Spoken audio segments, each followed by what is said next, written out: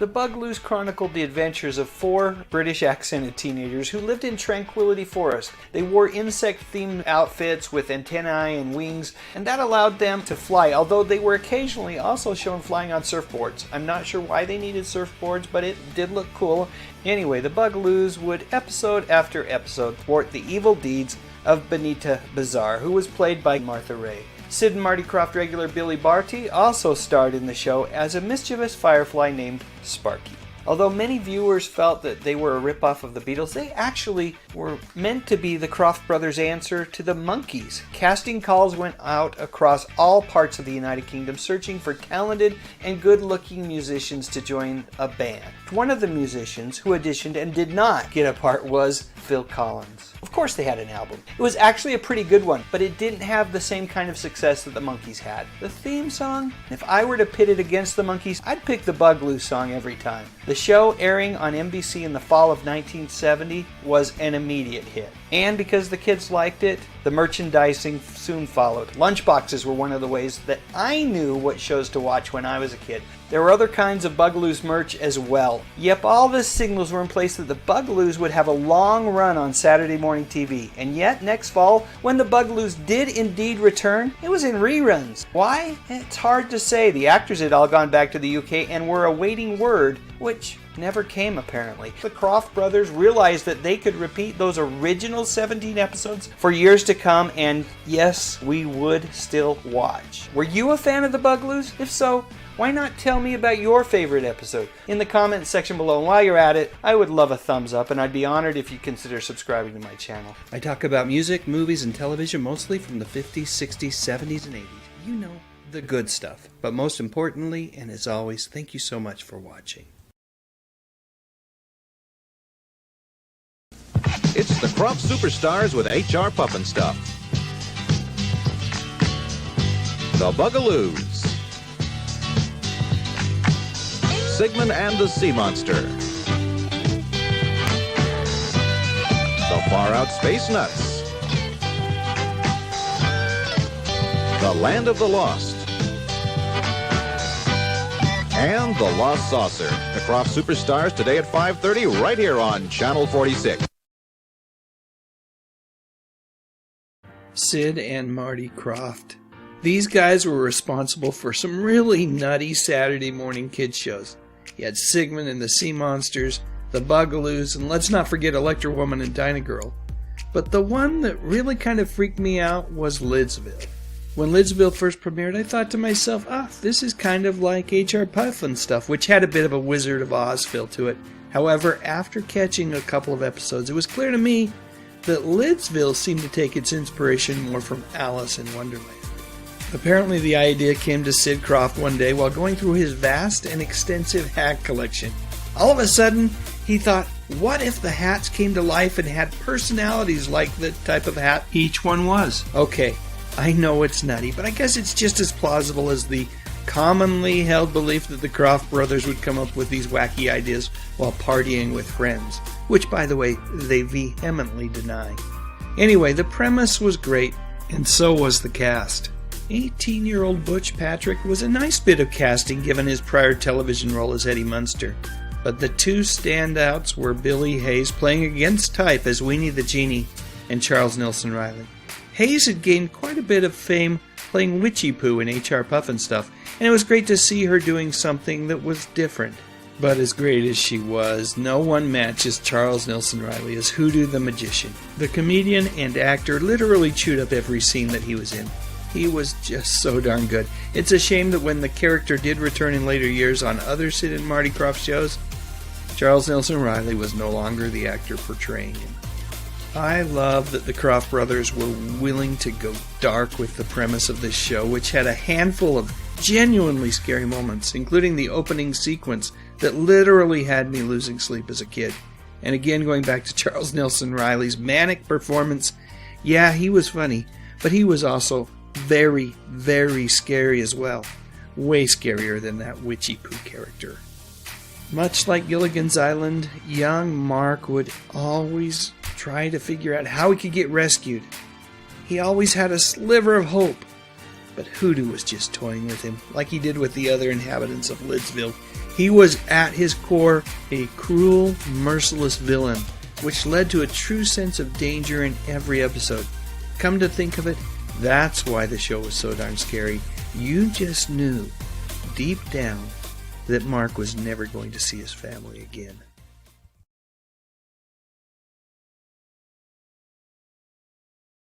Saturday morning television was pretty darn awesome during the 70s, and Sid and Marty Krofft had a lot to do with that. And while I'm the first to admit that Sigmund and the Sea Monsters wasn't the Krofft brothers' best show, that's reserved for Land of the Lost, it was still pretty dang great. I think one of the reasons that I liked Sigmund so much was because it didn't follow your typical kid lost in a nightmare world premise that Sid and Marty would so frequently come up with. This one was sweeter, a heck of a lot gentler, and just all around nicer. I also think it was one of the funnier Krofft programs. Those sea monsters, especially Sigmund's brothers, were always good for a laugh. And the show had great guest stars as well. Here's the legendary Margaret Hamilton as the boys' extremely crotchety neighbor Miss Eddles. And there was another time when Krofft regular Jack Wilde, fresh off his HR Puffin Stuff show, made an appearance. In that episode he played none other than himself. Sigmund also had a pretty catchy theme song called Friends that turned into a minor hit for Johnny. For one brief shining moment, this guy was even bigger than the Osmonds. Of course, as time goes on, stars sometimes fade a little bit. So what has Johnny been up to recently? These days, whenever possible, Johnny attends fan events like the recent Krofft Kon 2022, where I had a chance to visit with him for just a couple of moments. What a nice, amiable, humble feller Johnny Whitaker is. As he transitioned from child star to adult, there were a lot of highs and lows along the way. During a dedicated panel at Krofft Kon, Johnny shared the good, the bad, and the sometimes downright ugly with Sigmund fans. I've got to say that he definitely has a knack for storytelling. In fact, I was very touched by a story that Johnny told about comedian Rip Taylor, who played Sheldon the Sea Genie on the show. It was a particular act of kindness by Rip that meant the world to Johnny. I'm not going to say any more about that right now, but look for a full-length video on that particular story in the not-too-distant future. Now, before I wrap this thing up, I've got to say that Johnny made a cameo appearance on the Amazon Prime reboot of Sigmund and the Sea Monsters just a few years back. And those sharp-eyed viewers who were longtime fans may have also noticed that the Krofft brothers, yep, Sid and Marty, made another cameo during the episode.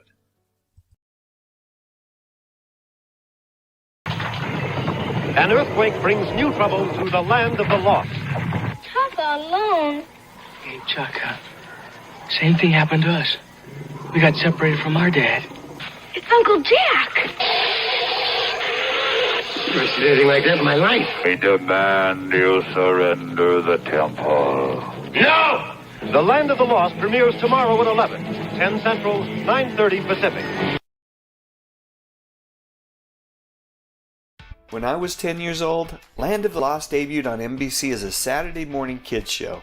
Produced by the fine folks over at Sid and Marty Krofft Productions, this show was a little different than their previous efforts. This time the stakes were higher, as the Marshall family are transported from our world to another one where prehistoric dangers are around every corner. As a kid, I ate this stuff up.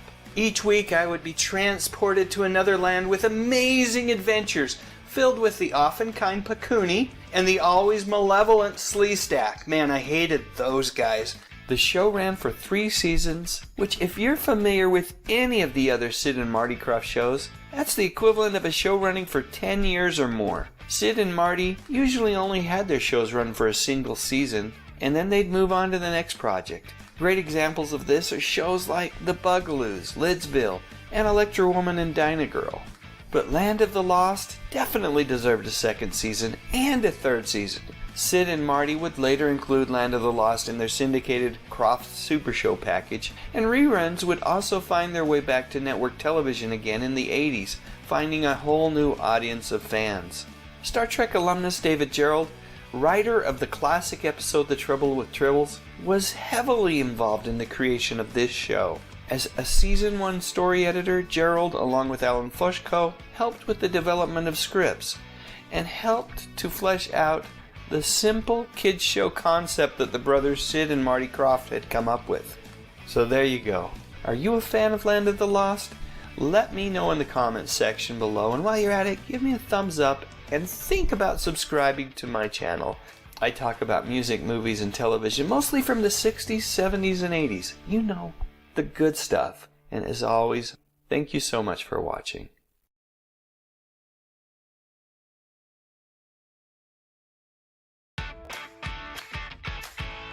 Hey, you guys! I say this calls for action, and now, nip it in the bud. Michelle Pfeiffer? The only true Catwoman is Julie Newmar, Lee Merriweather, or Eartha Kitt. And I didn't need molded plastic to improve my physique. Pure West. Good morning, angels. Good morning, Charlie. I love it when a plan comes together. It's time. Let's talk about music, movies, and mostly television from the 50s, 60s, 70s, and 80s. You know, the good stuff.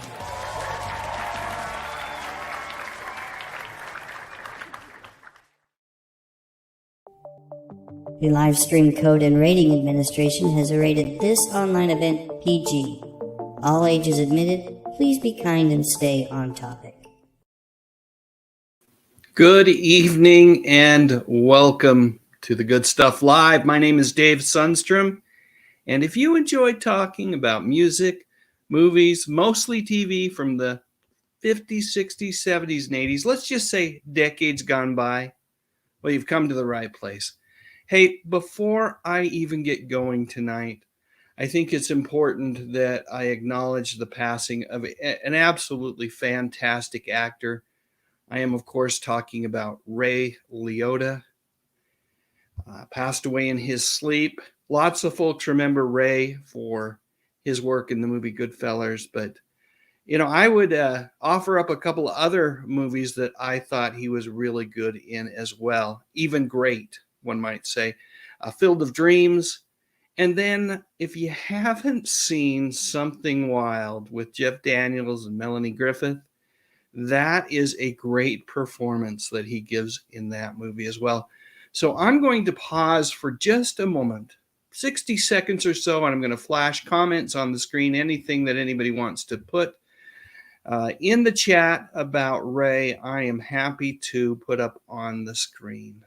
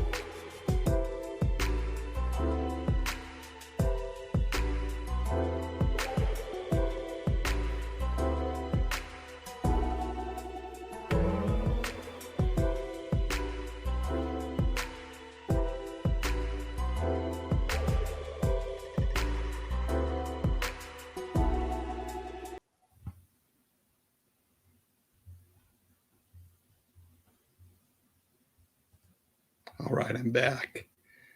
Yeah, it's tough when folks leave us, and even tougher when they leave us so young. He was 67 years old, like I mentioned earlier, passed away in his sleep. Rest in peace, Ray Liotta. All right, so one other bit of housekeeping that I need to do. A super chat came in prior to the start of the live stream, and I always want to acknowledge them in some special way as well. So tonight's executive producer is Kevin Connor. He typically, I think this one came in yesterday. He doesn't wait. He just puts the super chat in there, and it's long gone before anyone else arrives. So thank you, Kevin, for being my executive producer tonight. All right, so without any further delay, let's get rocking and rolling on the topic tonight, which is I am so excited to cover. And I've got some guests with me. I'm going to bring them both on right now. Let me bring on Mr. Pat McCormick. Welcome. Good Hi, sir. Dave. And my brother, Stephen Sundstrom. Steve, welcome. Hey, thanks for having me on. Good to have you. Your volume's a little low, Steve. If you have anything you can do to adjust it, that would be great. Otherwise, we'll just deal with it. Okay, so what we're going to do, folks, tonight is we will answer questions, but we're going to wait for that for a little bit. We'll have a dedicated Q&A section of the live stream a little bit later. But first, what we thought we'd do is go through, talk a little bit about Krofft Kon, maybe even share a little bit about how this thing came to be. And it was actually on a live stream. Oh, I don't know. How long ago was this, Pat? Oh, I'm going to say about 6 weeks ago. That would be accurate, I think. Yeah. And you had Derek on your live stream, your Wednesday evening live stream. Great conversation you had with him. And I think you might have already teased me a little bit with the idea that a Croft-Con might be coming. But that night, Derek laid it all out for everyone.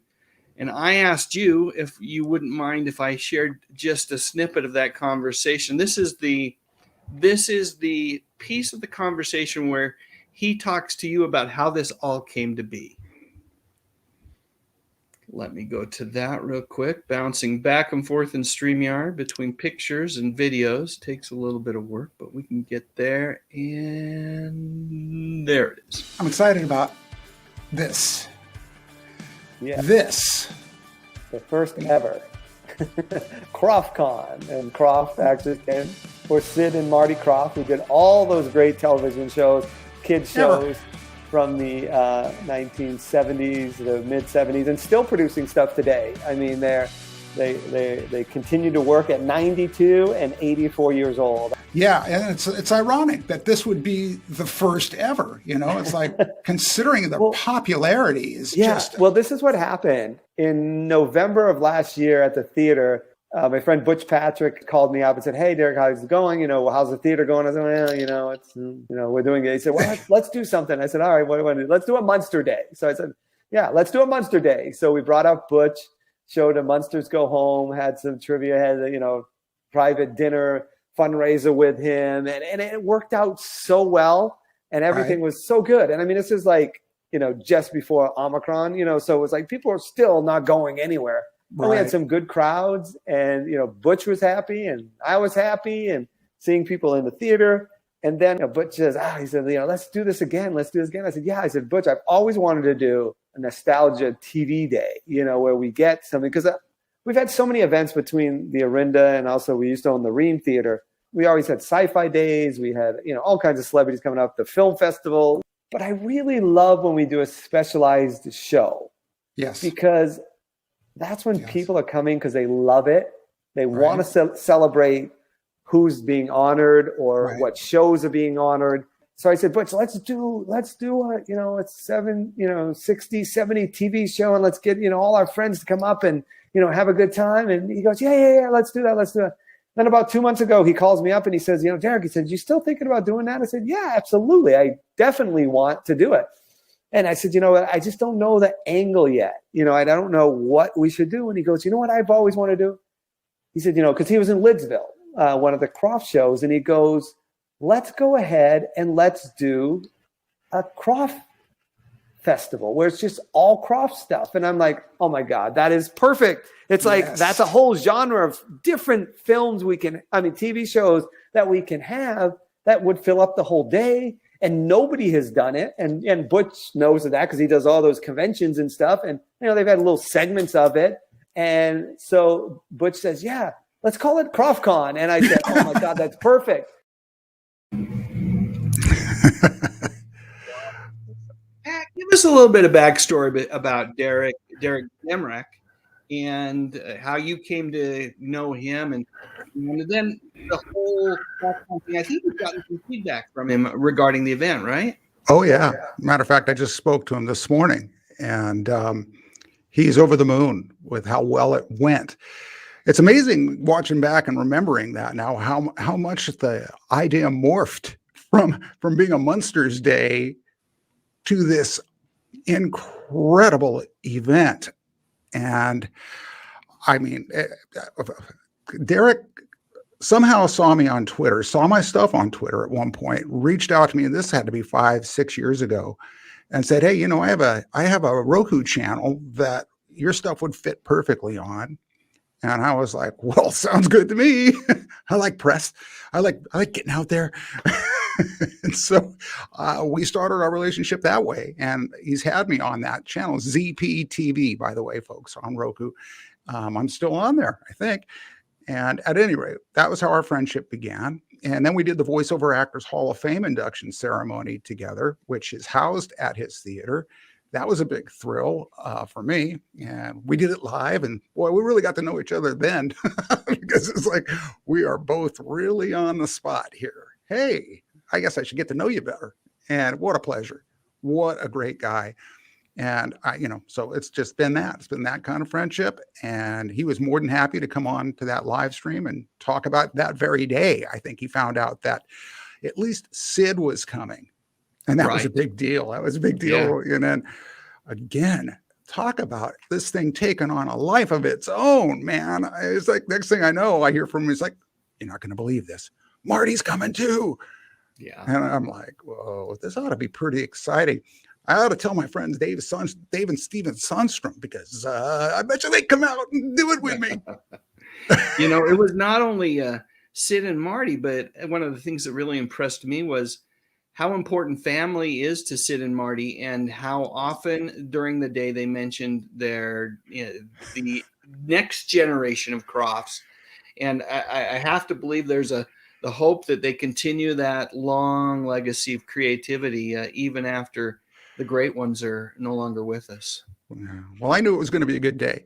I knew it was going to be a good day because I got lost on the way to your guys' hotel to pick you up. And it was just like, all right, everything is going wrong right from the get-go. But we found each other. We made it there late, we thought, but no. I'd say perfect timing, actually. Well, how perfect was it that first person we talked to was Marty Krofft's daughter, and we didn't even know it. She was walking in. Remember that, Steve? It's like, wow. Yeah, that was just what a coincidence. Right as we're walking in, there's his daughter, and she's like, "Where are you guys from?" Yeah, it was super awesome. friendly, right? And they had the reason we struck up the conversation was they had these really cool T-shirts on. Exactly. And I just thought they were fans, and she's, oh no, it's Sid's daughter, right? It was Marty. Marty's daughter. Was Marty's daughter, because Marty's daughter and his grandson. So it was so cool to meet with them and walk over to the theater together with them. And then when we got there and we were just barely getting there, a feller came up to us, right? Someone that I think everyone in the chat knows. Some kind of hungry jerk. I don't know. There he is. Tommy. Good old Tom. Shout out to Tom McCloskey, a.k.a. the Hungry Jerk. He came over and grabbed us, and you can't see it because the trunk is closed right now. But, Steve, what was in that trunk? Well, Tom has been paying attention. He knows that you and I are big fans of Diet Coke. So he had a cooler full of Diet Coke, lemon waters. Yeah, he was on top of it. And throughout the day, he'd come over. Hey, are you thirsty? Do you need another beverage? You know, and I think we went out there 2 or 3 times and got drinks. And I just have to say thank you to Tom for his hospitality and for, you know, just helping get the event started off right. I was actually quite parched. I hadn't had a Diet Coke that day and was craving the caffeine. It was perfect. It was perfect. Yeah, for sure. It was funny. We were taking pictures. You know, this is a photo op. Let's get some pictures done. And some stranger off the street walks up to me, you know, while we're doing it, and he says, "Are you guys somebody?" I was like, "Well, that guy is." And he's like, explain it. Well, it's right behind me, man. That's where everybody is. That theater. Incredible. Yeah, beautiful theater. As a matter of fact, I'll pull that's what the outside of the theater. And I think I have some pictures here. Speaking of pictures, what we should probably do real quick is I've got a slideshow. Let's show the slideshow. And then I've got some questions for Pat and Steve to answer. And I'll share my opinion as well. And we also should talk about what's upcoming at the Orinda Theater too. We'll do that in a bit too. So let's go to the slideshow real quick, and we'll be right back, folks. Let's see. There it is.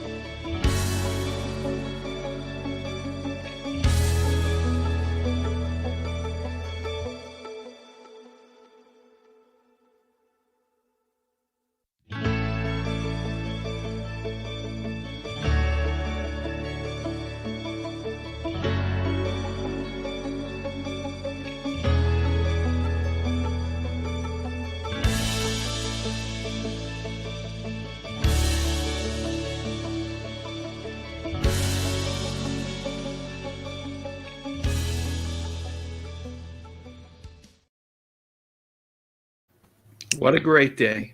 What a freaking great day. I'm going to put this thumbnail up on the screen one more time because you know what? A huge thank you to Derek Zemrak for making it, and Butch Patrick, but Derek's the guy. Derek's the guy that made it happen. Huge thank you to him for making that event happen and, you know, making a couple of fellers from Utah feel so comfortable and so welcome. Yeah, and a dude from Santa Cruz. Well, I'm a little closer, but yeah, he really nailed it. I wasn't surprised. I was impressed, but I wasn't surprised because he's a pro. He's got entertainment in his system. You can literally see it coming out of his pores. It's amazing. But again, talking about you really can't get the feel of it from the slideshow. I mean, it was the vibe, the feel of it, which Derek was telling me this morning. He said, Marty Krofft said, we got to take this thing on the road. Man, I'd love for it to come to Utah. It would be so much nicer. Not that it wasn't great flying in, hanging out in the armpit of California, you told me. I'm not going to name the city because I don't want to do that. But no, we won't do that. Apparently, I picked the wrong city to get a hotel room. Steve can attest to it, right, Steve? Yeah, it wasn't too bad. No. Okay. All right. There wasn't. There just was. We were near an industrial park. There wasn't a lot of really anything to do, right? There was a 7-Eleven. There was nothing to do there. Nothing to do but wait for Pat. Come on, Pat, show up, man. I finally made it. And we made it right on time. So there. But yeah. Derek was saying to Marty, we can't do that because there is no way that we could match the vibe of what we've done here. And it wasn't like he was, being conceited. What he was saying was, have you been to a Comic-Con lately? And just, I've been to enough. You guys, I'm sure, have. The Hollywood show. Yeah, right. Perfect example of bland. Yeah. We have something in Utah called Fan X, and it's similar to Comic-Con. And what you don't have there that we had in spades, and it was very well attended, but there was an intimacy, and I think the venue provides that. Now, would I love to see him try to figure out a way to kind of put the show on the road or make it virtual or something? I would love that, but that theater, the Orinda Theater, and the vibe that you get in Orinda, the town, is just really something special. Beautiful. And he was saying, he just said, look, that the celebrities came in and they have banners, right? Usually it's like, here, I am this celebrity, come sign my thing. And they all went, we don't need that here. Yeah. We can just set up in this beautiful lobby, and Kathy and Wesley they were over the moon being outside. It was beautiful weather, and they just loved the fact that they were where they were, but still felt that the vibe of the thing, like you just said, Dave and Steve, we were like kids in a playground. Time flew. That's exactly what Derek wanted to do. He said, I wanted to make the Orinda a playground. Absolutely. And boy, here's the deal. That theater was something from a different era. All the megaplexes these days, the Orinda Theater felt like it was majestic. And it was a perfect place for Krofft Kon. Yeah. Right. Yeah, for sure.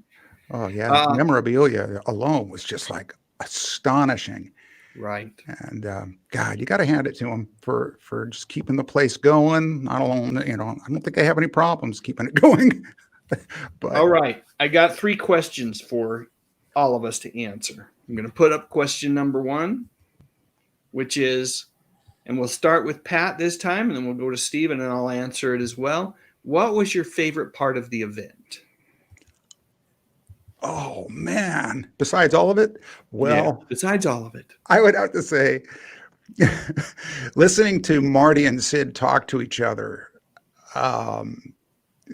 first of all, their wit and their humor was just as priceless as you can imagine. But it was declared by the mayor of Orinda to be Sid and Marty Krofft Day in Orinda. And of course, you guys will both recall, they got down there and they misspelled Krofft. How does that happen? Never happens. But it was great because then Sid went into the story of, well, here's the story of Krofft. It actually is 1F. Yeah. But I didn't think it was big enough.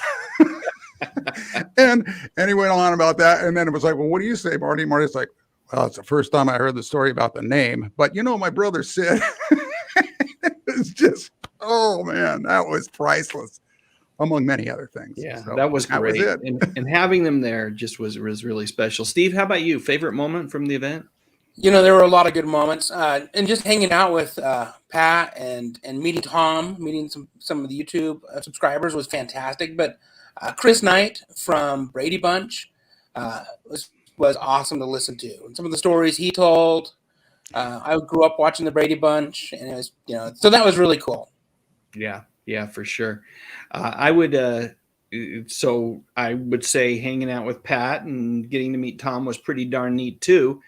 But if I'm not going with that and I'm focusing on a particular part of the event itself, I'll go with Johnny Whitaker. I thought Johnny Whitaker was a masterful storyteller. He loves being up there in that panel and just telling stories, and he did a great job, and it was tons of fun to listen to him. Those panels were I would love those panels to have gone a little bit longer. I recognize that there were a lot of people and you had one day, but every time they ended, I just, oh no, there's so much more that I'm sure they wanted to tell us and I wanted to hear. Agreed. You know what was great about the format of the con as well, Dave, is they would show an episode of whatever show the presenters were going to be talking about first. And you could sit back in that big theater and watch that episode, and then the presenters would come out, the stars would come out and talk about it. It was just a great setup, a great way they had that roll out. Right. Agreed. Okay, I got another question for you. Here, let me quickly go over to question number 2. And so we kind of answered this now, but let me go ahead and still throw the question at you and see what your response is. Of the panels, we had all these panels today or during the event. You had Butch Patrick, you had Johnny Whitaker, you had Caroline Ellis. In a way, it was a virtual visit. You had Wesley and Kathleen. And did we have one more panel? We did. We had Chris Knight panel. Was there another one? Am I missing one, Pat? I don't think so. Okay. Which panel was the most memorable for you and why? Well, Whitaker was great because he just had that sense of humor. So it's hard to say because they were all great. They were all totally on. Yeah. And I didn't ask which one was best because exactly that. Right. Which was my favorite? Which was my favorite? Well, I would say Ellis. Is it Ellis? Caroline Ellis. Mm-hmm. With the technical difficulties and all, I think it was amazing that she was there, coming in from Spain, online and talking to the brothers. Who were, they weren't so hot at talking to somebody that was, on somewhat of a delay, but it was great because every now and then they would connect. And that was like, oh my God, this is really special. Who knows how long it's been since they'd seen each other. And the brothers were so touched to have her there. So that one was my favorite, I would say. That was great. How about you, Steve? I'll stick with Chris Knight. That was my favorite presenter of the day. Yeah, he was, it was interesting. Chris arrived a little bit later, it seems like, than the rest of the guests. And it was just, by the time Chris Knight was, hanging around the lobby and then it went and appeared in a panel, everybody was just super relaxed. And it was just, there was this really mellow vibe going on. And that did make it a lot of fun as well. And I would probably, I loved Whitaker's storytelling, but I did enjoy the Chris Knight panel an awful lot too. Just, I love when he just was authentic and real, and you didn't get this sense of ego in any way. And that was a lot of fun to visit with him. At least I felt like I was visiting. I didn't even ask a question, but I felt like I was visiting as I listened to everybody ask questions and him answer them. Yeah. All right. One more question, fellers. What would you like if there was a Croft-Con 2023? What would you like to happen next year? And Steve, I'm going to actually start with you since I've been going to Pat first. But what would it be for you that you would, if you were to attend another one next year, you'd like to see maybe different? Not that it wasn't near perfection, but what would you like to see different? Oh, that's a good question. It was near perfection. Maybe the dad from Land of the Lost would have been cool to have there. Oh, man, Spencer Milligan. Oh my Yes. goodness, wouldn't that have been cool? Right. Yeah. So what I'm hearing from you is different guests. Different guests. The format was great, and I would want a lot of the same guests, but you'd want to hear some different people as well. Yeah. How about you, Pat? Well, I got to echo that. Maybe the entire cast of the Brady Bunch.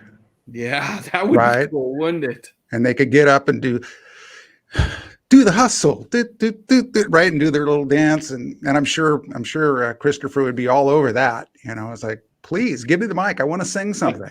Yeah, he loves singing. He made that abundantly clear. Singing and dancing. It's his forte. It truly is. It's not. Yeah, he was on that show for the jokes and getting pushed into the pool. That's what he was there for. And he was like, please push me in the pool. Yeah. And it was really great. That would be awesome. That would be awesome. So here's my pie in the sky request, Derek Zemrak. If at any point you ever watch this live stream or the replay of it, I think he is. Captain Cool and the Kongs. Maybe even like a little acoustic performance or something. I don't know. I would love to maybe dive a little. I wouldn't want any of the guests that were here this year not to be there. So that's a problem, a juggling problem and a space problem within the confines of the Orinda Theater.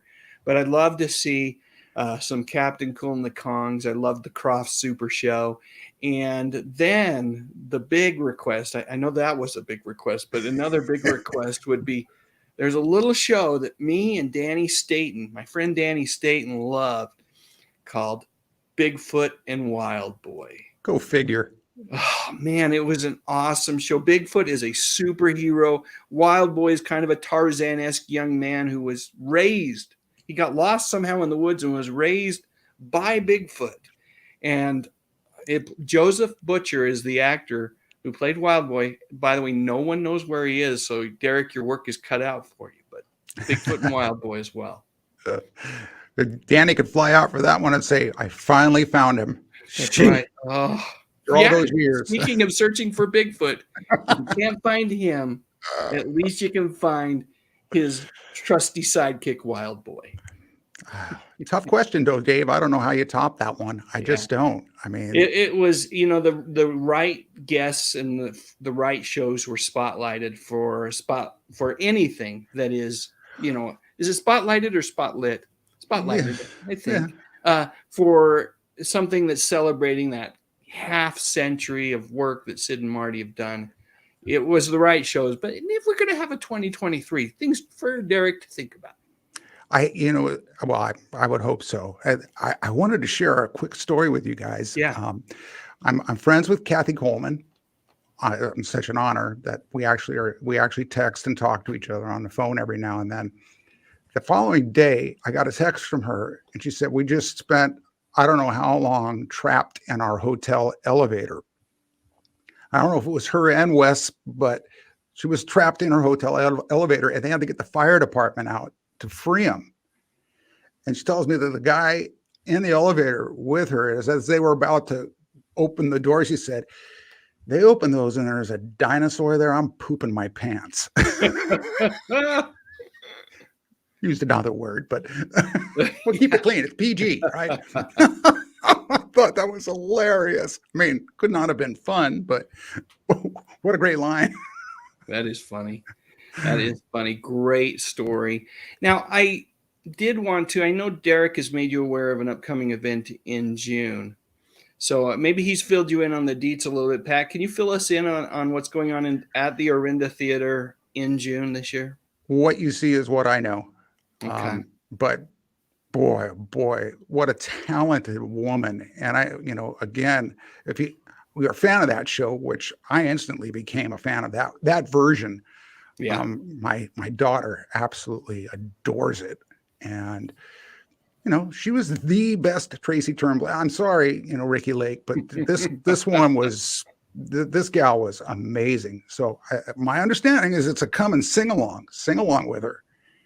So there's a good possibility we'll be up there, but that's all I really know about it. And I'm sure he'll be sharing more with me, and I'll be sharing it. And if you're in the Orinda area, that's happening. I can't think of a better way. I'm going to put that back up on the screen for just a minute. I felt bad because I'm blocking Steve out, but that's fine. Okay. Look at what you get here.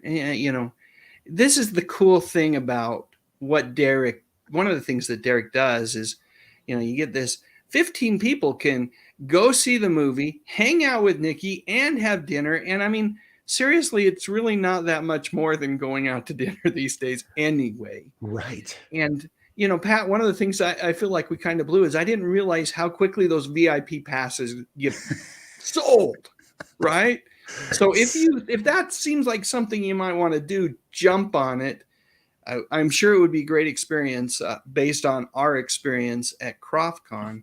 But those 15 VIP passes, I guarantee you, if they're not gone now, they will be soon. Oh, count on it for sure. Yeah. All right. So here's the deal. What do we got left? Okay. So I've got some sponsor messages. I got to take care of the bills. Got some sponsors. These are vintage sponsors, of course. You got to pay me and Steve. You know that, right? Yeah, that's right.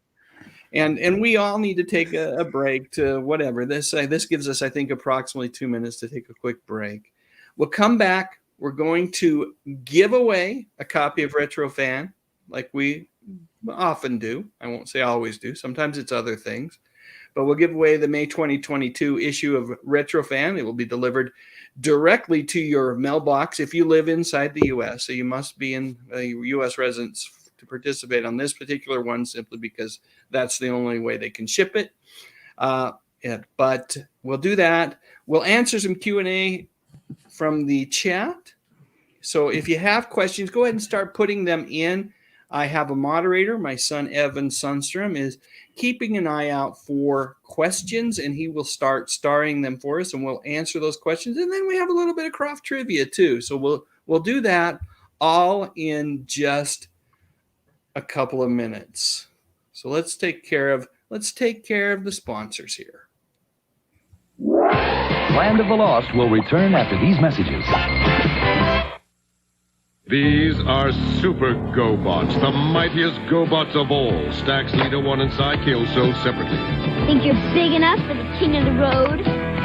Try me. Mighty robots, mighty vehicles, GoBots. Too big, Stax. Not so fast, Psycho. Thanks, good buddy. Super GoBots, Stax, Leader 1, and Psykill each sold separately from Tonka. I gotta feel the same, gotta make it right. Just one thing will do. Gotta get pumped, yeah, gotta get pumped. The pop sensation of Kellogg's Corn Pop cereal, part of this nutritious breakfast. I gotta get pumped, yeah, gotta get pumped. Never before in this galaxy, free Starbots. Star travelers you transform and put together. One free in Corn Pops.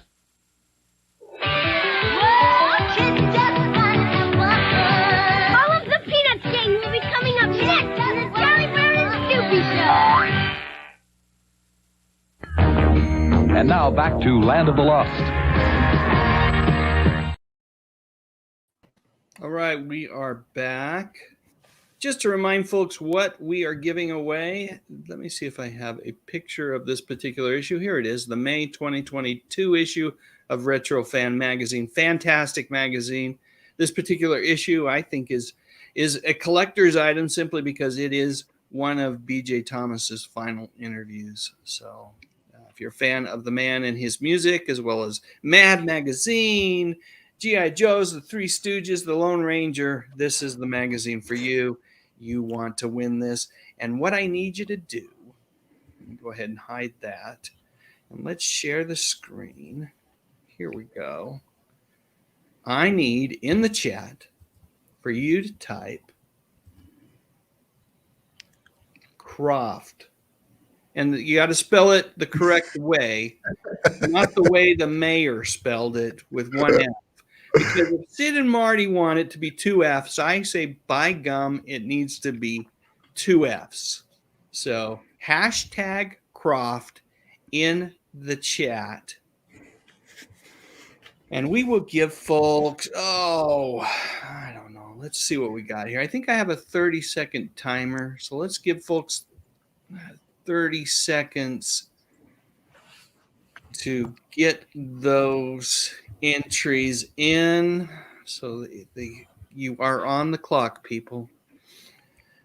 Oh.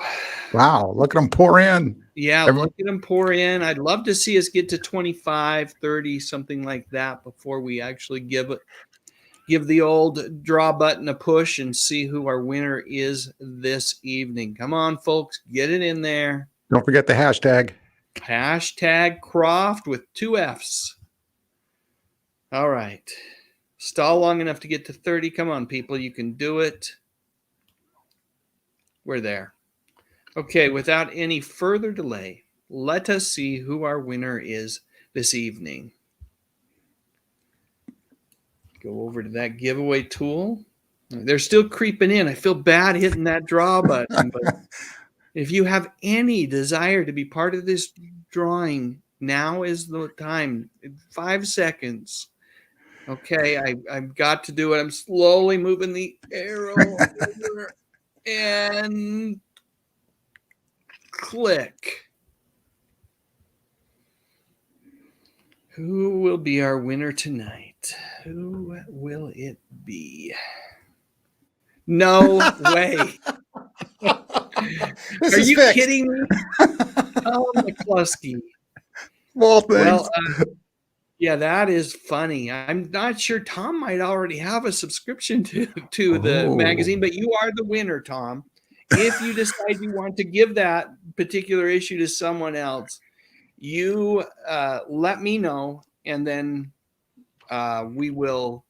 And you get the email address. Let me know, and I'll reach out to them. Otherwise, my email address, Tom, if you decide to do that, or if you want to just send me your details, although I believe I have your address already, but it is jdsunstrom@yahoo.com. So either tell me you want it, and then we'll have it sent to your home, or tell me who. He just said give it to Emily. All right. So Emily, send me your details to that email address, and we'll have that copy sent to you. And congratulations to Tom and Emily. Wow, Tom, you are just, this has been your week. You Croft-Con and now this. So congratulations.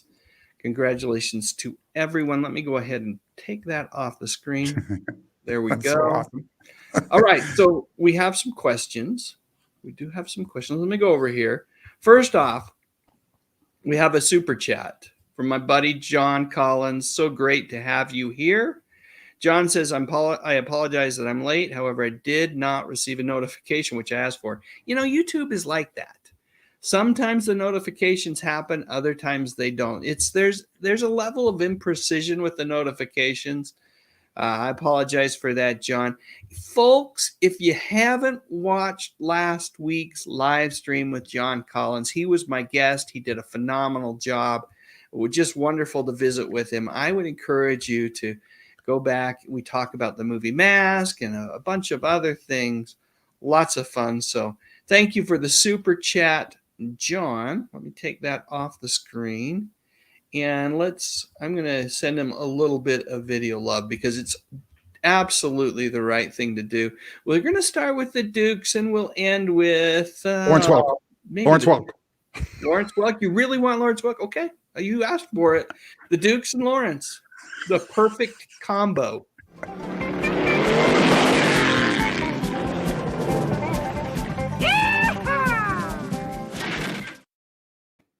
I don't often get requests for Lawrence Welk, so here you go, Pat. This is for you, my friend.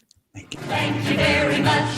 Thank you very much. That's the nicest thing that anyone's ever done for me. Thank you very, very, very much.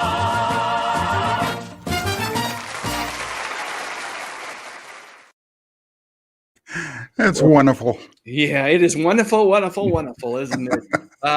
Thank you, John, for your support, for the comment, the super chat. Let me see what we got here. We got this. I think. Oh, the movie. Kimberly Lingerhold wants to know: did Sid and Marty apologize for the Land of the Lost movie? I didn't hear such a thing. Yeah, I think someone mentioned it.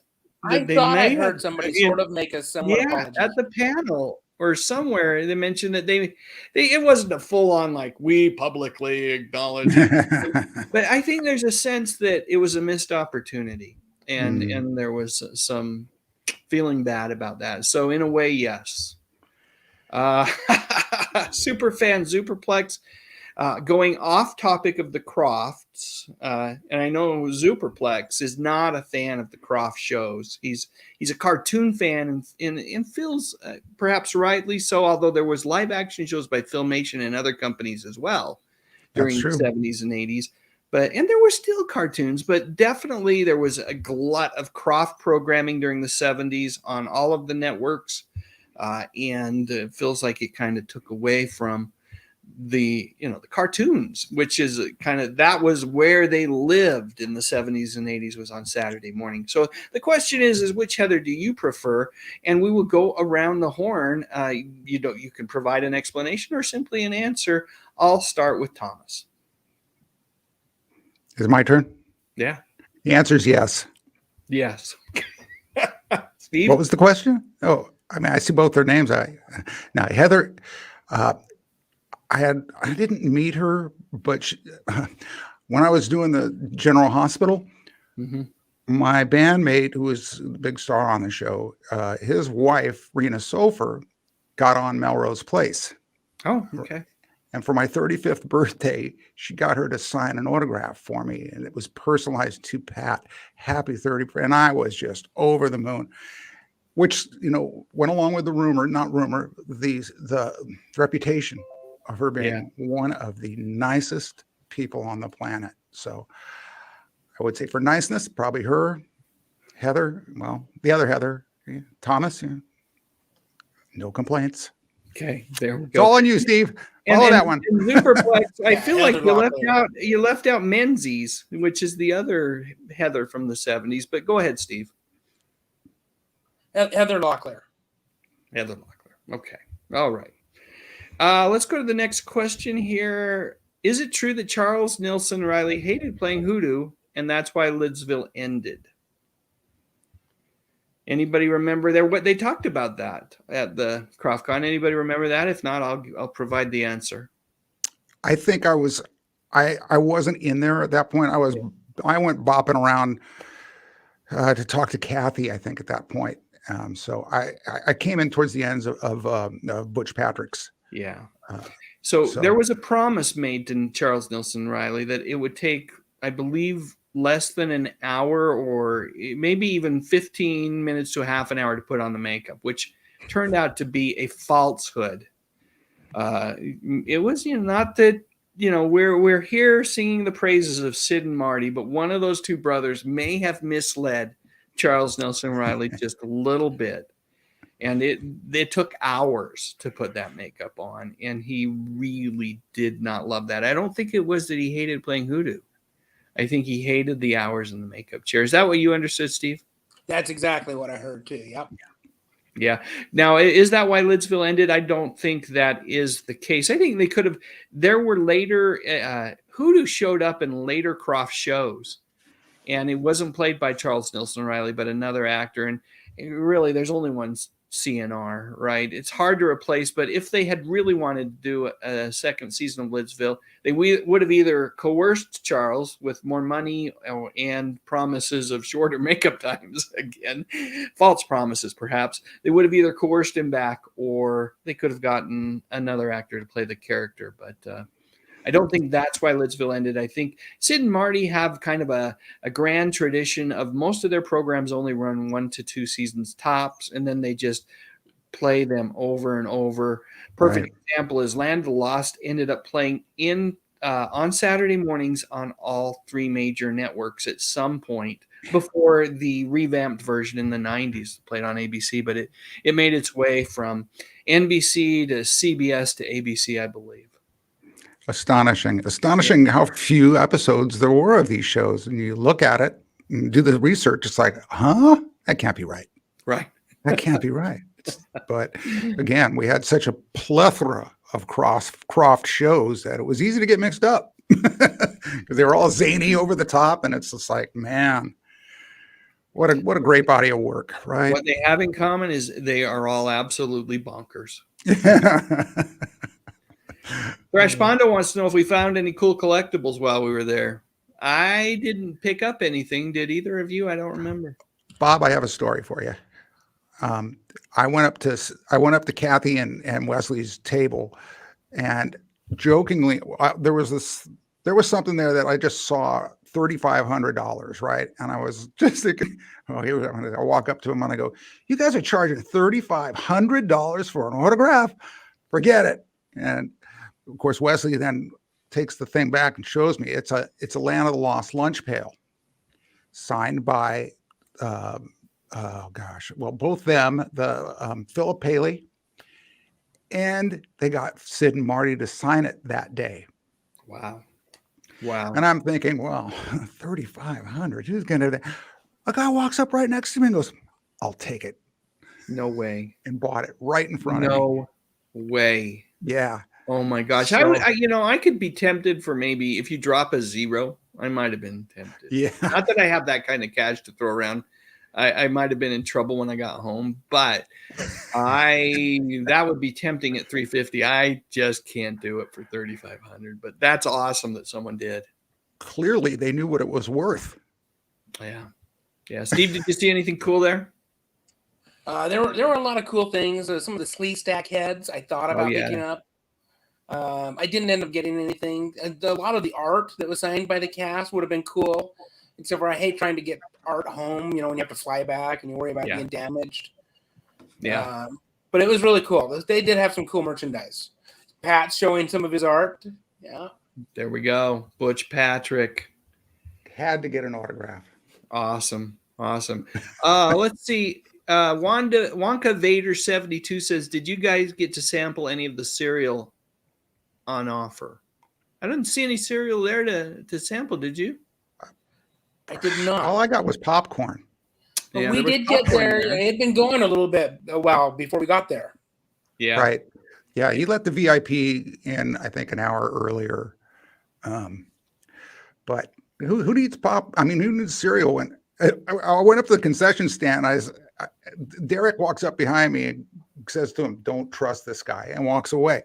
And I said, "Could I get free popcorns?" And they were like, "Yeah, here you go, on the house." I went, "What?" And they went, "Yeah, we don't trust you." And I only got 2. I asked for 3. Just so you know, Stephen, I only asked. We shared. Steve and I shared, I believe. All good. We don't trust you. Yeah, and that was the right thing. I mean, the cereal would be good. It would be appropriate given the amount of cereal I think we all consumed when we were watching these shows as kids. But the popcorn was pretty darn tasty as well. Let me move forward. Jason Goldtrap, super sticker. Jason, you are too kind. He's already a super fan of the channel, throwing a super sticker my way just to show support. Thank you very much, Jason. Let me see what I can do for you. We're not going to do Welk again, but we'll do a couple here. And now it's time for a little dance, and here we go.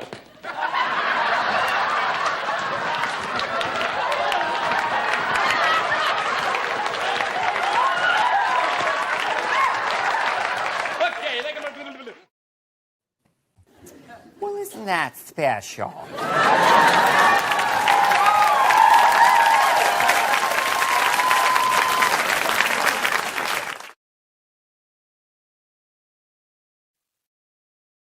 Truly is special, Jason. Thank you for your support. Emily Miller says, "Throw that email back up there." Let me see if I can find it real quick here, Emily. The email address for you. I'll leave it up for just a minute. I saw Lisa Fields asked the question, was Butch Patrick nice?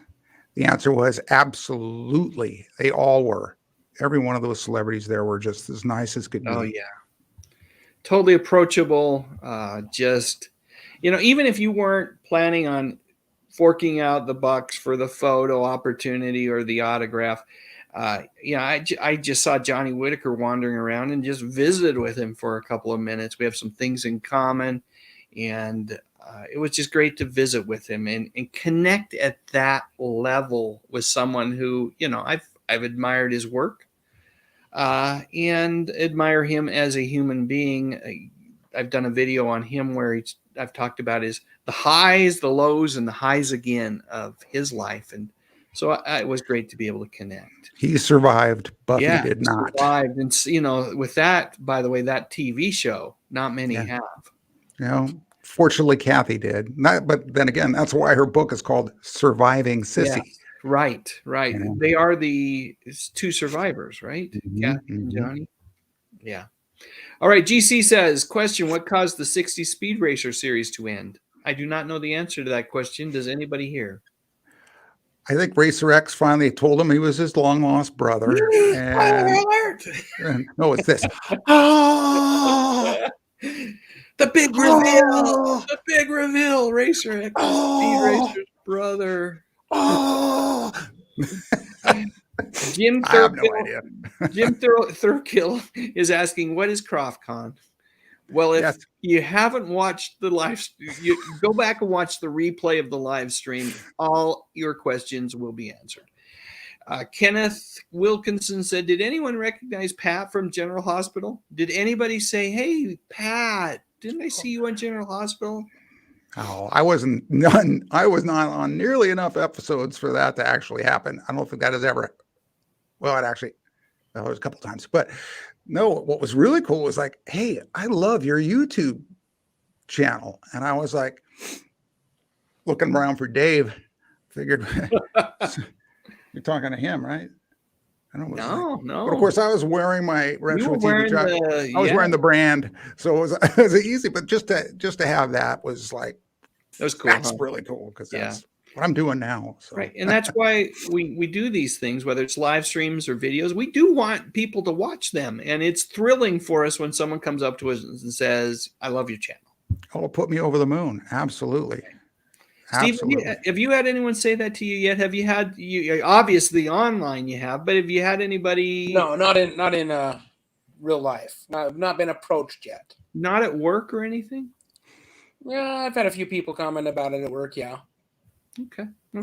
Question from Superfan Miles High says, who did Dr. Shrinker? That was actor Jay Robinson, was the evil Dr. Shrinker. And he was assisted with his malevolent deeds by Billy Barty. Oh. It was the Crofts. It was absolutely Crofts. It was part of the Croft Super Show. I don't know why that reminds me of the fact of that. I think his name was Rob Klein, the gentleman who had all the archive footage. Yes. All the lost. Right. Yeah. I mean, wasn't that amazing, guys? That was cool. The stuff that he was putting on was it was astonishing what they had found. And that we were privy to be the first to see this stuff. It was, it's impossible to describe, but we did. We saw it. It was awesome. Kudos to him. All right. So again, we'll go through this question quickly, simply because we've got stuff to work through. But Raja 1938 says, Morgan Fairchild or Morgan Brittany? I will answer first. I will say Fairchild with no further explanation. Steve? Nodding. Pat? Yes. Okay. Mr. Led says, Pat, Kathy looked really good. Was she wearing a wig during the live stream, or is that really her hair? That's her hair. I call it the most beautiful hair in show business. I told her so too. I mean, she's astonishingly beautiful, and I'm so proud to have her as a friend. Such a sweet person, and man, what a life. Folks, if you want to get a book about a celebrity that will keep you riveted, get Run Holly Run. Get on Amazon and order that book, and you will not be disappointed. And talk about a survivor. Yep. Yeah, for sure. Yep. John Campbell says, Dave, please give Buddy Mills my number. I will. I have actually forgotten to do that, so thank you for the reminder. Buddy was in John connected during the live stream last week, and I will do that, John. And Emily Miller says, I didn't get the email, or it didn't work. Well, you must have typed in the email address incorrectly, because I can guarantee it works, Emily. I'm going to put it up on the screen. one more time for you.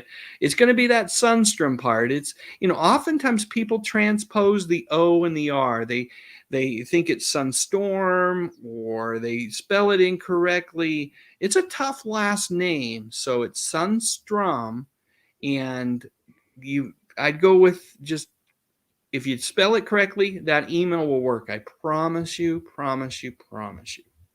I'll leave it up for just a minute more. Let me see if there's any other questions for us. There aren't. So let us do this, gentlemen. First off, I'm going to do a time check. I have some Krofft questions. I have 5 Krofft questions. I want to check with my guests, though. I don't know what we're already well over an hour. So Steve, Pat, do you have 15 more minutes to do a little bit of trivia with all of our chat participants tonight, or do you need to bolt? Do we dare say no? I can give you 15. Okay. All right. I would be happy to. I'm going to live for this stuff. What are you talking about, Dave? All right. I just wanted to make sure. Folks, he's as nice of a guy in person as he is on this thing. I found out firsthand, and same with his brother. These guys, I'm going to tell you right now, one of the best parts of the weekend for me was hanging with these guys. And I'm telling you, class acts, these Sunstorms. You too. Class acts. Yeah, right back at you, Pat. Yeah, I mean, who was our chauffeur the entire trip? My pleasure. Another classy feller by the name of Pat McCormick. All right. Okay, so let's get going then. I'm not going to put them on the screen. They're going to have to stare at our noggins here while we go through these questions, 5 questions. With the first question, I will put a little timer up because we're going to try to keep this, lean and mean. The trivia is going to be lean and mean. I'm going to give folks 30 seconds. We'll give them a full minute. We'll give each question a full minute. There's only 5 of them. So I'm going to put the timer up on the screen, and then I'm going to start reading the question. And then when the timer ends, Pat or Steve, whoever feels like they know the answer, you can go for it. So here we go. Question number 1, folks. You can put your answers in the chat. You can just think about them in your head. We'll check scores after the third one and after we've done all 5. Here we go. Which of these shows was first created by the Krofft brothers? Was it Sigmund and the Sea Monsters, The Bugaloos, Lidsville, or HR Puffin Stuff? Again, which of these shows? Sigmund and the Sea Monsters, The Bugaloos, Lidsville, or HR Puffin Stuff? Which one was created by the Krofft brothers first? It's kind of hard to see with the time there, but it's good enough. So I think anybody that went to Krofft Kon will know the answer to this one. At least I think. I think they would be a couple of times. So that's what he's saying right there. We better know is what he's saying. Paid attention at all to the conversation and we're not talking about the puppet thing they did prior to. Who knew they were expert puppeteers long before they were making programs with people inside giant characters like for a long time. Yeah. So either of you want to proffer up an answer? Go, Steve. I think if I remember right, I think it was the Bugaloos, but I could be wrong on that. Someone was eating popcorn when they should have been listening. That's true. Pat, which one was it? I can't be wrong because if I am wrong, Zimrak will not let me live it down. So here goes, of course, HR Puffin Stuff. Well, the rest of the Free Bean song. So you're close, Steve. Can't get enough, but you can't get enough. That's it. Yeah, HR Puffin Stuff debuted in 1969. The Bugaloos debuted in 1970. So they were the first 2 Krofft television programs. So half point for you. If anybody that answered Bugaloos, we'll let you have a half point for that. I don't want a half point. I was wrong. I'm giving you a half point. You take my half point. It's a pity half point. Moving on. Here we go. Now this is I'm not going to, if I say anything, I give away too much. Which show featured characters named Fi and Fum? Was it Land of the Lost, Far Out Space Nuts, The Lost Saucer, or The Bugaloos? I didn't put a timer up, so I'm going to just put a 30-second timer up there since Again, which show featured Fi and Fum? Land of the Lost, Far Out Space Nuts, The Lost Saucer, or The Bugaloos? Fi and Fum. 2 characters named Fi and Fum. Put your answers in the chat or lock them in your noggin. We've just got a few seconds left. I don't want to embarrass anybody. This is a more advanced Krofft question. Do either of you think you know it? Pat, you go first this time because I don't know. Well, I wish I was more of an expert. I'm going to say The Lost Saucer because I seem to remember Jim Neighbors, or was it Ruth Buffy, go bye, bye. Yeah, maybe I'm mistaken. You are correct. Fi and Fum were in The Lost Saucer. Do you remember the name of the animal that was the... Oh, wait, that might be a question. We won't talk about it. Don't put me on the spot, please. Okay, one more before we check scores. What was the name of the space thing in Far Out Space Nuts? Was the character's name Honk, Chaka, Dorse, or Shelby? What was the name of the space thing in Far Out Space Nuts? Honk, Chaka, the Dorse, or just Dorse, or Shelby? Okay, we'll give folks another. These are advanced ones because I'm not going with the earlier Krofft TV shows here. Instead, going with some of the later shows. Far Out Space Nuts was one of my favorites because it's, of course, starred Bob Denver. And it was kind of a Gilligan's Island in space kind of show. It was fun. Right. Either of you want to volunteer an answer? Steve? Well, I didn't watch the show, but I'm going to guess Honk. Honk is correct. Good job. Yay. Good job. An easy one to go would be Dorse, which was another similar character, but that was part dog, part horse, and that was on Lost Saucer. Honk was a space pet of sorts and was Bob Denver's and Chuck McCann. Right. That was the actor, Chuck McCann's kind of companion throughout their adventures. All right. We should check scores. Let's see how everybody's doing. Okay, let's see. We got scores here, getting them in here. 1 of 3, Lamont Bradford. All right. Tom is McCluskey's 2.5. He took that half point. See, Steve, you should take the half point. Tom took it. Superfan Buddy Mills is 1 of 3. Superfan Superplex is 1 of 3. Let's see. Superfan Jill Carter's 3 of 3. Rocketed tonight. Kimberly Wiederholt, 3 of 3. Nick Mamonis, 2 of 3. Superfan Emily Miller, 2 of 3. Julie Miller is 2 of 3. Puppet Girl is 3 of 3. James Dye, 2 of 3. Matt Sweeney, 3 of 3. Mike Silva, 3 of 3. Jan Koza, 2 of 3. Custom God, 3 of 3. BK on the air. Barry King in our midst. You know, there's a true celebrity right there. When you get Barry King, and he's showing his chops tonight with a score of 3 of 3 so far. Not a score, but you have a great evening as well. Karen Lee, always fun to have you with us. Right, Karen Lee. Yeah, Chuck McCann was kind of a skipper type in Lost Sauce, or not Far Out Space Nuts. Dolph Quick, 2 of 3. Wonka Vader, 72, is 3 of 3. Let's see. Lisa Fields is 3 of 3. Nicely done. Kenneth Wilkinson took the pity point, half point as well. Good job, Kenneth. Let's see. Drew Knight was 3 of 3. Tracy Rothmeyer's superfan. Tracy Rothmeyer, 0 of 3. Christopher Rogers, 3 of 3. Gary Carpenter's got all 3 so far. And I think that might be the end. So let's go to questions again. Take that off the screen so we can just kind of zoom in on these mugs, you know. In HR Puffin stuff. So we're going back early now. What did Jimmy have that Witchy Poo really wanted?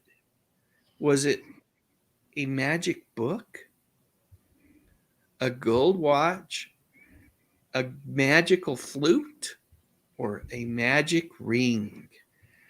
A magic book, a magic watch, a magic flute, or a magic ring are your choices. Let me put the timer back up on the screen so we can be efficient here. Less than 30 seconds to get your answers in the chat. Again, the question is in HR Puffin Stuff. HR doesn't stand for anything. Sid and Marty assure us that HR is just there. No, Pat. No. Sid and Marty say no. Anyway, in HR Puffin Stuff, what did Jimmy have that Witchy Poo wanted? Was it a book, a watch, a flute, or a ring? And they were all magic. Which one was it? Who's going to give me a guess here? Steve, you want to go or you want to give it to Pat? It's one I know, so I'm going to take it because I think Pat's going to know more of these than I do. But it was the magic flute. It was the magic talking flute. Awesome stuff. All right, we have one more question. I'm looking through. I've got a bunch of questions, but with one more question here. Let's do. I'm going to scroll through and skip that. Yeah, let's do this one. This one's a fun one. Okay. Last question for the evening. Which of these little people played Sigmund in Sigmund and the Sea Monster? Was it Billy Barty, Patty Maloney, Van Snowden, or Philip Paley? Again, which little people, played Sigmund in Sigmund and the Sea Monsters? Billy Barty, Patty Maloney, Van Snowden, Philip Paley. And let me get that timer going for us here. And Pat, you'll get first stab at this one. Are you feeling comfortable with it? Okay. Well, we'll give folks just about 15 seconds to get their final answers into the chat. We'll reveal the answer. Pat will reveal the correct answer, and then we will check final scores for the evening. So, let me take that off the screen. Pat, who was it that was underneath the Sigmund and the Sea Monster costume? Oh, it was the super talented Billy Barty, of course. One of the all-time greats, a legend in the industry, and just from everything that I've heard, just a super nice fella. He doesn't come any, and he'd been in the industry since he was just a young man, and had made an entire career out of playing all sorts of unique characters. Like he wasn't a Munchkin, right? It was that. I don't believe he was. He was in, believe it or not, I believe his debut was in a Three Stooges short. Oh, no kidding. Yeah, so really cool stuff. Billy Barty's great. Absolutely great. All right, let's look at final scores here. Go over here. I think this is where we start. Lamont Bradford was 3 out of 5. Nice work. Kenneth Wilkinson, 4.5. Let's see. Superfan Superplex, 3 for 5. And Tom points out that Billy also played Sparky in the Bugaloos. He sure did. And he was also in Dr. Shrinker. He was all over the place with the Croft projects. Buddy Mills, Superfan Buddy Mills, 3 of 5. Let's see. Wonka Vader 72, 5 of 5, showing that they know their stuff. GC 4 of 5, Jan Koza 4 of 5, Tom McCluskey 4.5, Mike Silva 5 of 5, Drew Knight 5 of 5, baby. Superfan Jill Carter 5 of 5, James Dye 4 of 5, and Superfan Emily Miller 4 of 5, Mike Silva 5 of 5, Nick Mamonis 4 of 5. People know their Croft stuff here. Custom God 5 of 5. Let's see if there's some more scores. Let me scroll down here. Superfan Tracy Roth Myers 4 of 5. Nicely done. Superfan Lisa Fields 5 of 5. Well done. Julie Miller 4 of 5. Good job. The only one she missed was the Space Nuts question. I had another question about who said what show did they say lunch, not launch, but you know. Another day. We'll save that for another day. Superfan Tracy Roth Myers. I thought you were 4 of 5. Oh, you were 1 of 5. Well, thanks for playing. She's still a pro. Yeah, and you could have stuck with the 4 of 5. You no need to. But you're always a delight to have with us, Tracy. Mike Silva 5 of 5. Dolph Quick 4 of 5. Kimberly Wiederhold 5 of 5. Danny Staten got them all. And I didn't even ask a Bigfoot question. Let's see. think. Oh, Christopher Rogers was 5 of 5. Puppet Girl was 5 of 5. Deanna Fawcett was Facet was 4 of 5. Robot B9 was 5 of 5, and I think that's it for scores. So here's what I want to do, folks. We've got two really fantastic guests with me tonight as we've talked about Croft-Con. Not only are they great friends, but they're fantastic YouTube creators. Steve, you want to talk about your channel just a little bit? Sure. My channel is just under my name, Stephen Sundstrom. It's been a little bit slow lately. I've been a little slow getting content out, but I do generally just make videos where I look at the 70s, 80s, and 90s and pop culture, TV, music, movies. Yeah, I've got a little over 100 videos out right now, and there will be more to come. Wow, I thought I had a picture of your channel, Steve, and I've deleted it. My apologies. But it's fantastic, folks. And his YouTube channel name is exactly that, Stephen Sundstrom. So it's right there. Just type that into the YouTube search box, and you will be presented with a bunch of really fun videos that I guaranteed will take you back. Pat, how about you? Want to talk about your channel? Yeah. Everybody, please tell about 50 of your friends to subscribe. Because right now, for as much content as I got on there, it's a little on the shy side as far as subscribers, and I could really use that. It's as much of a motivator boost as it is anything else. And I've been pretty good at self-propelling myself along these lines. But yeah, it's great to have some love, and gosh, Dave, if it wasn't for your fans and all the folks that you had follow me that one day to push me over 1,000, I don't know if I'd be doing this anymore. It's one of those things where it doesn't really give you back as much as you put into it. Not that anything worthwhile doesn't. And so I have no regrets. I love doing this. I'm going to keep doing it. I'm working on new material, got some new live stream ideas coming up. There's no stopping. I know that, but yeah, folks. I can't imagine a YouTube without Pat McCormick or Stephen Sundstrom. So thank you both for being here this evening, participating with me in this recap, and for crying out loud, for hanging out all weekend. A special kudos to, well, Pat, thanks for the invite, but Steve, for hanging out with your older brother and going with me during, just hanging out with me all, the Croft-Con. We decided this is going to be an annual trip now. Yes. An annual road trip. And thanks for the invite to, right back to you for all the help you've given us with our YouTube channels. Exactly. I know you've helped a lot of creators out, so thank you very much. Yep. Well, it's a lot of fun. Yeah. It's a lot of All right. So here's what we're going to do, folks. First off, subscribe to their channels. Come on, get over there. Golden Rage of TV. Is it television or TV? What are they going to put? TV. Golden Rage of TV. No, don't put the in front of it. Just put Golden Rage of TV. Right. That will get you the channel right away. Stephen Sundstrom. Go subscribe to these channels. I guarantee if you like my stuff, you'll love their stuff.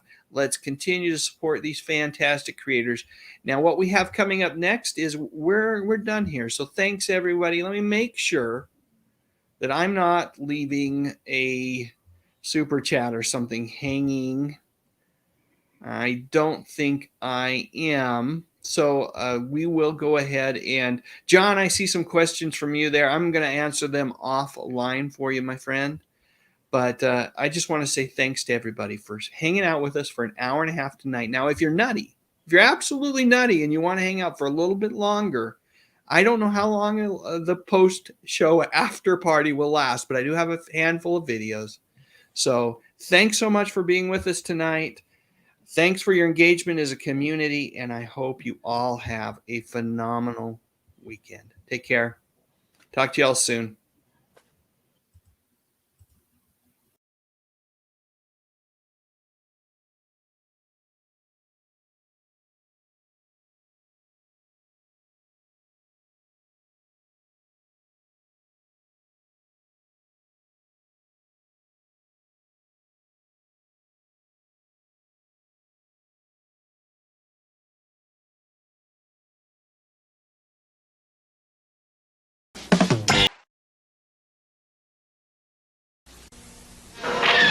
Star Wars. You and your children loved it. Now the Earthlings at Kenner have asked my associate and me to present the Star Wars collection. Truly remarkable toys and games for your children. What are you so excited about now? My goodness, the Star Wars TIE Fighter and X-Wing Fighter. Now your children can relive our great space battles or collect our wonderful Star Wars companions with Kenner's Star Wars action figures. R2, it's a little you. Kenner's new radio-controlled R2-D2 anyone can command. The Star Wars land speeder that moves like it's floating. And here's Kenner's Death Star space station, 4 floors of action. A trash compactor, too. Listen, R2, that's the Star Wars electronic laser battle, a game of speed, reflex, and reaction. These and other toys and games in Kenner's Star Wars collection are sold separately. Batteries are not included. May the Force be with you and your children.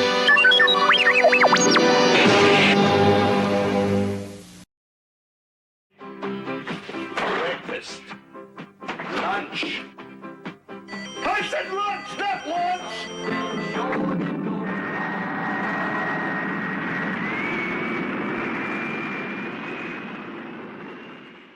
Far Out Space Nuts. Another show from the brothers that are Sid and Marty Krofft. I've got to admit that I loved this show, truly, with all of my heart. Primarily because it starred Bob Denver. By the mid-70s, I was a huge fan of the show Gilligan's Island, and this just seemed like the perfect follow-up.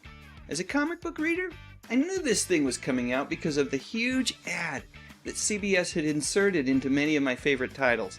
At this point in life, I really didn't care about the Flintstones and Bugs Bunny, but holy cow, look at this lineup. Shazam, ISIS, Far Out Space Nuts, and Ghostbusters. That's 2 hours very well spent on a Saturday morning, if you ask me. Like most Krofft endeavors, this show only lasted a single season, which is really too bad. 15 episodes in all. Still, again, like many of the Krofft shows, it felt like it lasted much longer because it was repackaged and replayed as part of another show, a syndicated packaging of various Krofft shows called Krofft Superstars. And while the show had a super low budget feel to it, it was still a lot of fun. The cast was great. Denver played Junior, a goofy but well-meaning maintenance worker for NASA. Chuck McCann played Barney, his co-worker who was essentially the skipper character of this show. Gruff and grumpy, but a loyal friend to Junior. And Pat Maloney was Honk, a furry alien friend that they encountered along the way. Along with the main cast, there were a few episodes where I don't know how the Kroffts pulled it off, but fairly well-known actors would make a guest appearance. Among them, Hal Smith, seen in the upper right there. Yep, that's Otis from the Andy Griffith Show. And veteran actor John Carradine, father of David, is pictured on the bottom right. By the time that Far Out Space Nuts wrapped up, I think Bob Denver realized that he would forever be playing the same character in one way or another. It wasn't long after that we got the TV movie Rescue from Gilligan's Island, which would be followed up by a handful of other Gilligan movies. End of the day, I believe Denver finally made his peace with the character that he played and embraced the life of fame and relative comfort that it provided him. And until his passing, he was a frequent guest on talk shows and at comic book conventions, often with his good friends Russell Johnson and Don Wells. Were you a fan of Far Out Space Nuts, and in particular, Bob Denver? Share your memories in the comments section, and while you're at it, I'd love a thumbs up if you enjoyed this video, and I would be honored, absolutely honored, if you would check out my YouTube channel. I talk about movies, music, and television, mostly from the 50s, 60s, 70s, and 80s. You know, the good stuff. But most importantly, and as always, thank you so much for watching.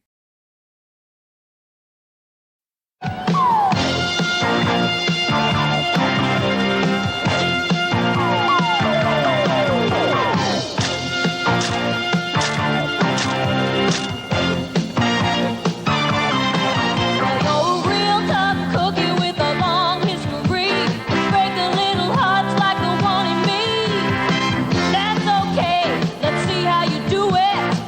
Pull up your dukes, let's get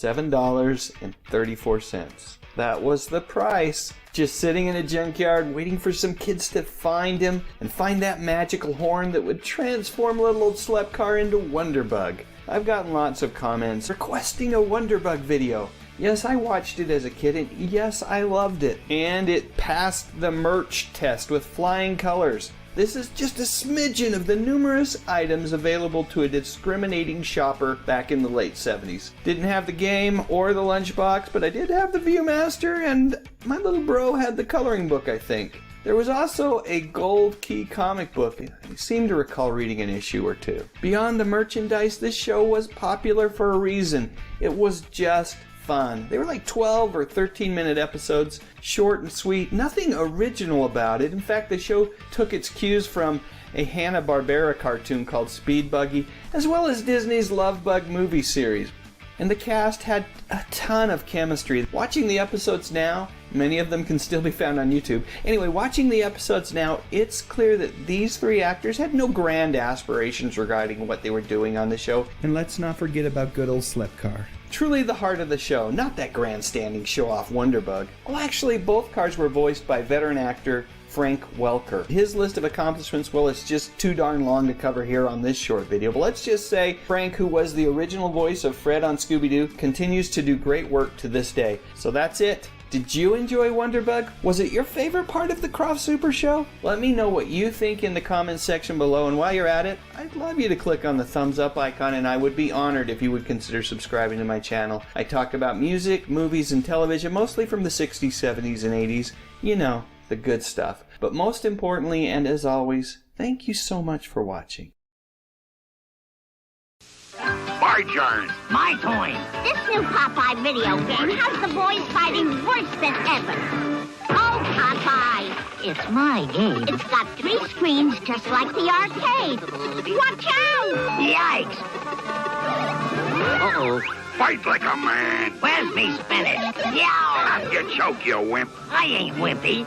I'm much better looking. The new Popeye video game, available for most popular home video and computer systems.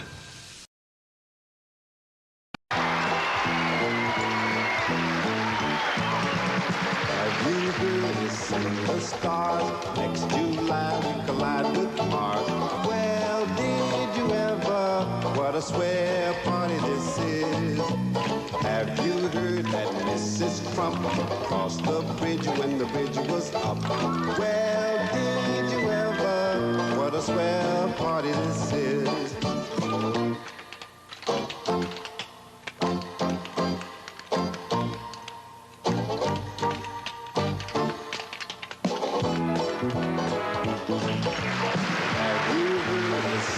Stars next July will collide with Mars. Well, did you ever? What a swell party this is. What a swell party this is. What a swell party, what a swell party, what a swell party this is.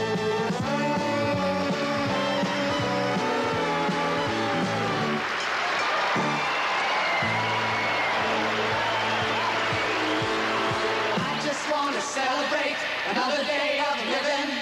I just want to celebrate another day of life. I had my hand on a dollar bill, and the dollar bill blew away. But the sun is shining down on me, and it's here to stay. Don't let it all get you down, no, no. Don't let it turn you around and around and around and around. Celebrate, celebrate, dance to the music. Celebrate, celebrate, dance to the music. I just want to celebrate.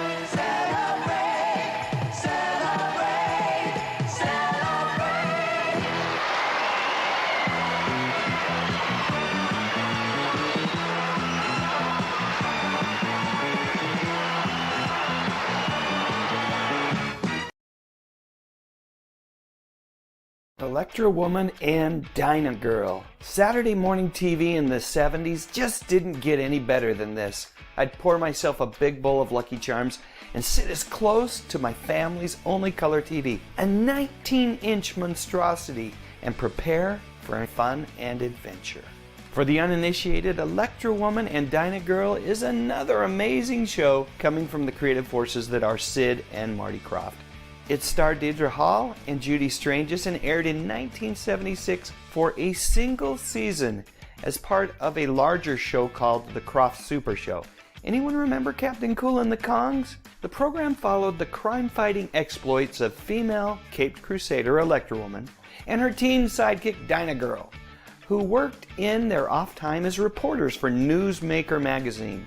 In each episode, the duo would don skin-tight spandex in a bright flash of light called an electrocharge and get into an electric car and use an array of technically advanced gadgets to thwart an eclectic collection of supervillains. They were assisted by Frank Heflin, a scientist who stayed at their Electra base. This was all basically a female version of Batman and Robin, with Dyna Girl uttering phrases like Electra, wow, and Electra, yikes.